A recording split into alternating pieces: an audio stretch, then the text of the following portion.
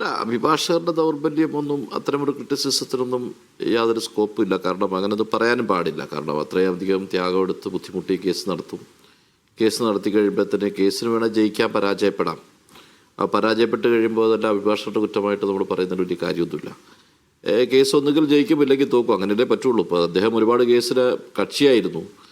പക്ഷെ ഞാൻ സംബന്ധിച്ച് പറയുകയാണെങ്കിൽ 10-30 വർഷമായിട്ട് 10,000-കണക്കിന് കേസുകളിൽ ഫയൽ ചെയ്യുകയും അപ്പീർ ചെയ്യുകയും ഒക്കെ ചെയ്തിട്ടുള്ള ആളാണ്. കുറഞ്ഞൊരു 5,000 കേസിനെങ്കിലും. അപ്പോൾ അങ്ങനെയൊക്കെയുള്ള നമ്മളെ സംബന്ധിച്ച് കേസുകൾ ജയിക്കും, കേസുകൾ തോക്കും. അതിന് ബേസിക് റീസൺ കേസിൻ്റെ മെറിറ്റും ഡിമെറിറ്റും തന്നെയാണ്.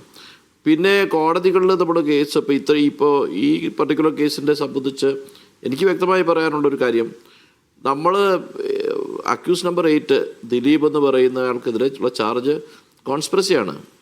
ഈ കോൺസ്പിറസി ഈ ഇൻവെസ്റ്റിഗേഷൻ നിങ്ങൾ ആദ്യം പോലും നോക്കുകയാണെങ്കിൽ ഇൻവെസ്റ്റിഗേഷനിലെ ഇനിഷ്യൽ സ്റ്റേജ് മുതൽ ലാപ്സസ് ഉണ്ട്.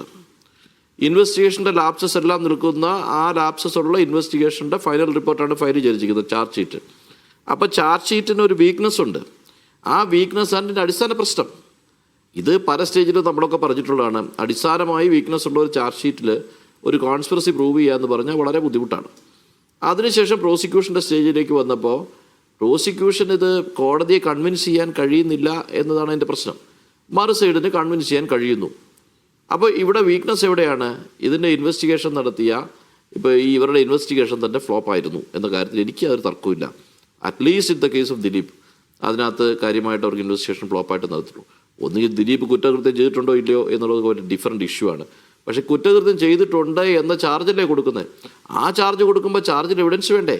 ചാർജിൽ ഇത് പ്രൂവ് ചെയ്യാനുള്ള സാധനം മെറ്റീരിയൽ വേണ്ടേ? ആ ചാർജിൽ നിന്നുകൊണ്ടാണ് ട്രയൽ നടത്തുന്നത്. അങ്ങനെ ഒരു ട്രയൽ നടത്തിയിട്ട് കൺവിൻസ് ചെയ്യാൻ കഴിഞ്ഞിട്ടില്ല എന്ന് പ്രോസിക്യൂഷന് പ്രോപ്പറായ ഇൻവെസ്റ്റിഗേഷൻ ഫയൽ റിപ്പോർട്ട് കൊടുക്കാൻ ഇൻവെസ്റ്റിഗേറ്റിംഗ് ഏജൻസി കഴിഞ്ഞിട്ട് ഇതാണ് എൻ്റെ ഫാക്ട്. ഇനി ജഡ്ജിമാരെ സംബന്ധിച്ച് ജഡ്ജസ് ഇപ്പോൾ പിന്നെ ഹൈക്കോർട്ടിലാണെങ്കിലും സുപ്രീം കോർട്ടിലാണെങ്കിലും അതുപോലെ തന്നെ സെഷൻസ് കോടതികളിലൊക്കെ ആണെങ്കിൽ ജഡ്ജസ് സീനിയർ ലോയേഴ്സിനെയൊക്കെ ബഹുമാനിക്കുകയൊക്കെ ചെയ്യും. അതൊക്കെ അങ്ങനെ തന്നെയാണ്. ഞങ്ങളൊക്കെ തന്നെയാണെങ്കിൽ കോടതിയിൽ ഇരിക്കുമ്പോൾ നമ്മുടെ കേസ് വരുമ്പോൾ സീനിയർ ലോയേഴ്സ് ഉണ്ടെങ്കിൽ ഏറ്റവും സീനിയറായ ലോയർക്കൊരു പരിഗണന കൊടുക്കും, ദൂരെ നിന്ന് വരുന്ന ലോയർക്ക് പരിഗണന കൊടുക്കും. ഇതൊക്കെ ഒരു കേസിനെ ഇൻഫ്ലുവൻസ് ചെയ്യുന്ന ഇഷ്യൂ ഒന്നുമല്ല കേട്ടോ. അങ്ങനെയൊക്കെ പറയുന്നത് തെറ്റാണ്. നമ്മുടെ സിസ്റ്റത്തെക്കുറിച്ച് അറിയാത്തതുകൊണ്ടാണ്. സിസ്റ്റത്തിന് അത്തരം പരിഗണനകളൊന്നും അല്ല ഇഷ്യൂ. പരിഗണനയുടെ പ്രശ്നം. പിന്നെ കോടതി ഇപ്പോൾ ഒരു വിധി പറഞ്ഞു, ആ വിധി പകർപ്പ് കണ്ടില്ലല്ലോ. അതിനകത്ത് റീസണിംഗ് ഉണ്ട്. കൺവിക്ഷന് ഒരു റീസണിംഗ് ഉണ്ടാവും. കുറ്റപത്രം ദുർബലമായിരുന്നു. ഇന്ന് DGP പഴയ ആ സമയത്ത് DGP ആയിരുന്ന TP സെൻകുമാറിന്റെ ഒരു ഫേസ്ബുക്ക് പോസ്റ്റ് ഉണ്ട്. അതായത് ഒരു പ്രതിയെ കണ്ടെത്തി ആ പ്രതിക്ക് വേണ്ടിയുള്ള തെളിവ് അന്വേഷിക്കുകയായിരുന്നു പോലീസ് എന്നാണ് സെൻകുമാർ കുറ്റപ്പെടുന്നത്. എന്ന് മാത്രമല്ല, അദ്ദേഹം ആ സമയത്ത് B സന്ധ്യയെ ഉപദേശിച്ച ഒരു കാര്യം കൂടി അതിൽ സൂചിപ്പിക്കുന്നുണ്ട്. കേസന്വേഷണം പ്രൊഫഷണൽ ആയിരിക്കണം എന്ന് DGP ആയിരിക്കുമ്പോൾ തന്നെ അന്ന് ADGP ആയ B സന്ധ്യ അദ്ദേഹം ഉപദേശിച്ചു എന്നും പറയുന്നു. അതായത് പോലീസിൻ്റേത് അത്തരത്തിൽ ഒരു പ്രതി ആണെന്നൊരു അസംഷനിൽ അയാൾക്ക് വേണ്ടിയുള്ള തെളിവുകൾ കണ്ടെത്താനുള്ള പരക്കം പാച്ചിലായിരുന്നു. അതാണോ താങ്കൾ പറഞ്ഞതുപോലെ ഈ ദുർബലമായ കുറ്റപത്രത്തിൽ എത്തിയത്?